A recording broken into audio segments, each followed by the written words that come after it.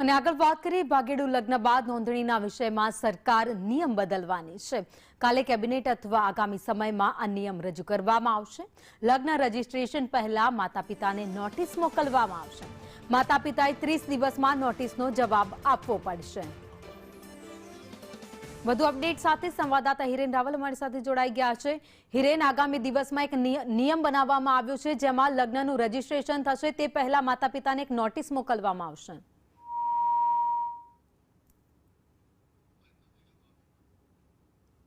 સંવાદદાતાનો સંપર્ક કરવાનો પ્રયાસ કરી રહ્યા છીએ ત્યારે એક મહત્વનો નિર્ણય સરકાર તરફથી લેવામાં આવ્યો છે।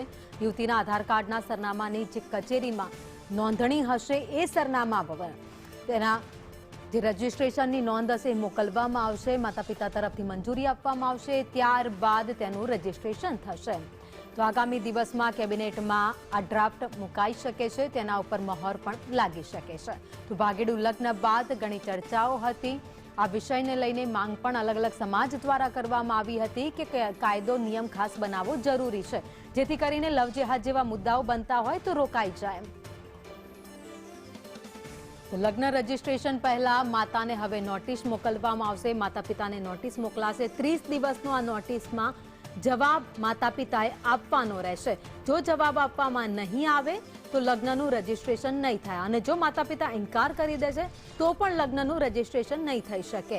આજે કાયદા મંત્રી અને કાયદા શાસ્ત્રીઓની અધિકારીઓની સાથે બેઠક છે, તે બાદ આ નિયમ ઉપર મહોર લાગી શકે છે। બેઠકમાં તૈયાર થયેલો ડ્રાફ્ટ કાલની કેબિનેટ બેઠકમાં મુકાઈ શકે છે। તો આવતીકાલે મુખ્યમંત્રીની અધ્યક્ષતામાં કેબિનેટની બેઠક મળવાની છે, જેમાં આખો નિયમ છે એ રજૂ કરવામાં આવશે।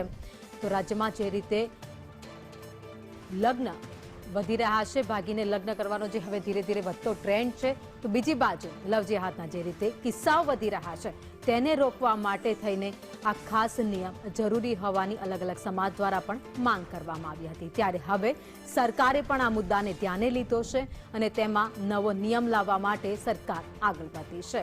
યુવતીના આધાર કાર્ડમાં જે સરનામું હશે તે સરનામા પર નોટિસ માતા પિતાને મોકલવામાં આવશે અને માતા પિતા એ નોટિસના અંતર્ગત 30 દિવસમાં જવાબ આપવાનો રહેશે। 30 દિવસમાં જવાબ આપશે, ત્યારબાદ લગ્નની નોંધણી રજીસ્ટ્રેશન થઈ શકશે।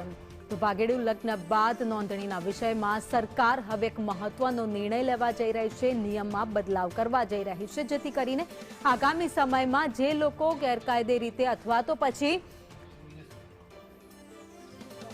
દિનેશ બાંભણિયા પાટીદાર અગ્રણી અમારી સાથે જોડાઈ ગયા છે। દિનેશભાઈ, છેલ્લા ઘણા સમયથી આને લઈને તમે માંગ કરી રહ્યા હતા, અલગ અલગ સમાજની પણ માંગ હતી કે સરકાર એવો કોઈ નિયમ કે કાયદો બનાવે જેથી કરીને ભાગીને જે યુવક અને યુવતીઓ લગ્ન કરે છે તે માતા પિતાને પણ ખબર હોવી જોઈએ।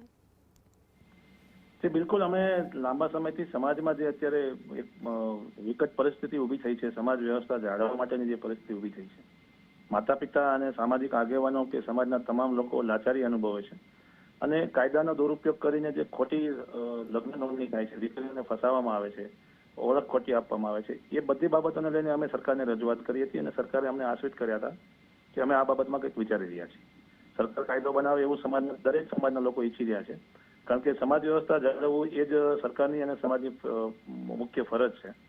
એટલા માટે સરકાર આ બાબતમાં કાયદો બનાવે તો એને અમે આવકારીશું।